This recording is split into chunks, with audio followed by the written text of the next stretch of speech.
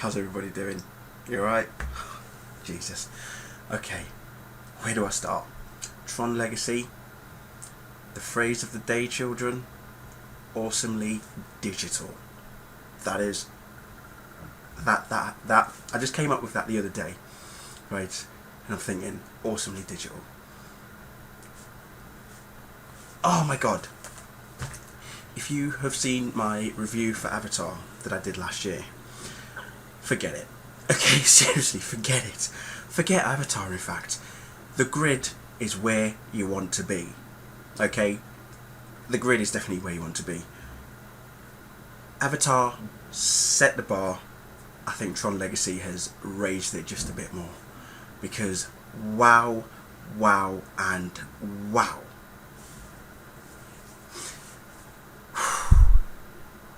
28 years in the making, you could say. That a lot of fans have waited for this moment. Yeah. Joseph Kosinski, Steven Lisberger, seriously, and Jeff Bridges and Bruce Boxleitner. Without you four, this film would not have been possible. It's as simple as that. Without you four, this film would not have been possible. They gave us the little test 3-minute clip at Comic-Con in 2008. Everybody praised it. Then when they announced that they were definitely making it, that was it. The world was an absolute awe. And I tell you what, yes, it worked. The effects, fantastic. The world, the grid has changed dramatically to such an expanded world that, you know, Kevin Flynn never dreamed. You know, we know what the basis of the film is. The basic story of the film is, after he regained control of NCOM, you know, he took it to a new height, became one of the most technological software companies in the world. Then, you know, he's telling Sam how about the grid and how he would like to, you know, make it possible for a world for not just programs but for users to exist as well. And wow, he disappears. We find out why he wasn't able to emerge from the grid. There's a character known as Cora, played by the lovely Olivia Wilde. I've just tweeted with one of my friends, Durfal85, and we were basically he just basically tweeted that he would not be surprised if Olivia Wilde was picked to play Lois Lane in the new Superman movie. And do you know what? I'm inclined to agree, because she was fantastic in this. Her character, very secretive. There's a mystery around her character, but you do find out what the purpose of her character is. And I tell you what, even her story, again, fantastic. So integral. Every character that was in this film. You've got Clue, who, my god, I'm going to get to Clue and Flynn, Kevin Flynn, very soon. You've got Clue, you've got Kevin Flynn, as I say, you've got Sam, his son, Cora. There's even Castor, played by Michael Sheen. Think of David Bowie on drugs.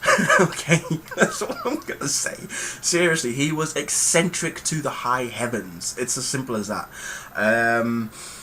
Who else have we got? There's a character known as Rizzler. Very, very mysterious, but there is another story behind around that character. He's like Clue's right-hand man, basically. He's like, I wouldn't say he's his right-hand man, he's more like his lapdog. He's very agile, and he boasts 2 light discs, basically. I want a light disc. I don't just want a light disc, I want a damn light cycle. Because the light cycles in this, they fucking owned big time. My god. Wow. It really just amazing. Anyway, Sam is approached by Alan, as I say, this is the story. Sam is approached by Alan, telling him that he was paged by Kevin 2 nights before he disappeared, way back in the 80s. Speaking of which, I've just got to say something. Sam is telling Kevin about the world, the real world outside of the grid, and how it's progressed in the past sort of, you know, 20 odd years that he's disappeared. And Sam quirks out Wi-Fi. Kevin's like, what's Wi-Fi? It was wireless interconnection, what, between devices? And Sam was like, yeah. Kevin just laughed and went, I thought of that back in '85. The whole room, the auditorium just laughed their heads off. It was awesome. The other thing I love about Jeff Bridges is that he played his character Kevin Flynn exactly the same way that he played him back in the original Tron. It was like seeing the older version. He's obviously older, but there were instances of where he was his younger self. Phrases like, Sam, you're messing with my Zen thing, man. And I just thought, damn, he's definitely got the lingo down. So it was good that he kept that persona still. That he wasn't, although he was an old man, he still had the the young geek speak, as it were, in his terms. But no, as I say, Clue and Kevin Flynn. Okay. What was I going to say? Damn, I've completely forgotten. Sugar. But basically, all I'll say is that, yes, that's what it was, right. The grid, as I say, was created by Kevin Flynn.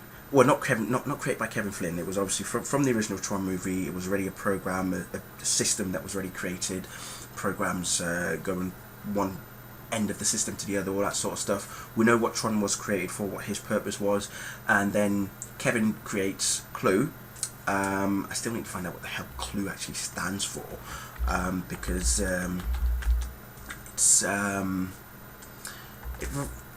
it's just, yeah, basically, as I say, you've got Kevin Flynn, and then you've got Clue. Now, the grid, to begin with, was pretty empty. We saw in the original Tron it was pretty empty, but then Kevin Flynn devised a program, called it Clue, and then between him and Clue, and as well as Tron, they created a new world. But then Clue went rogue, and how he goes rogue, it's very interesting. You have to watch and find out how he goes rogue. But I was watching this film and I just kept thinking, everybody was referring to Kevin Flynn as the creator, and it just got me thinking, Kevin Flynn, as far as the grid, the digital world is concerned, he is God, and Clue is the devil.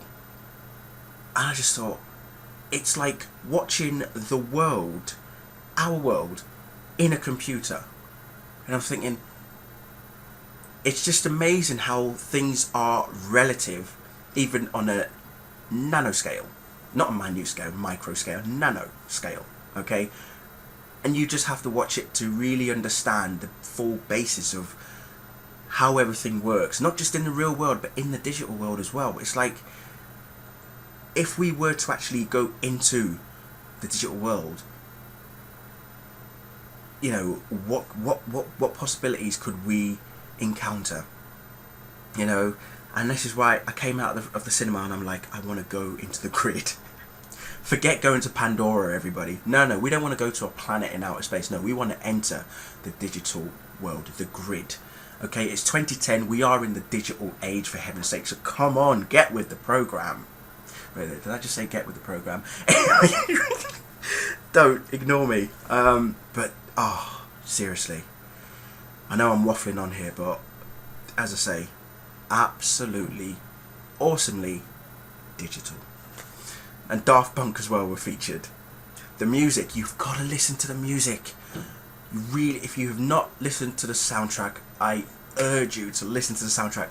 I've been listening to the soundtrack for the past 2 days now, and as I was watching the film, as the music came on, my heart was just enjoying it. And it gets very emotional towards the end. I even started filling up towards the end, because wow, what happens towards the end really does tell you about the true nature of what humans are capable of doing, the possibilities of what a human being can do. And you just have to watch it. That's all I'm going to say. Seriously, take everybody that you know. Take your mother, your dad, your sister, your brother, your aunt, your uncle, your nana, your granddad. I don't care. Your cousin twice removed from your dad's side, your cousin 3 times removed from your mother's side. I don't care. pick up a stranger in the street and take them, for heaven's sake, because everybody has to see this film. Everyone has to see it.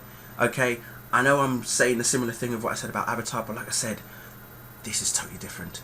This is totally different. Avatar started it off. Tron has made it better. As far as I'm concerned, Tron has made it a whole lot better. So Joseph Kosinski, Steven Lisberger, Jeff Bridges, Bruce Boxleitner, Olivia Wilde, Garrett Hedlund, Michael Sheen, to all of you, I salute you. Good night.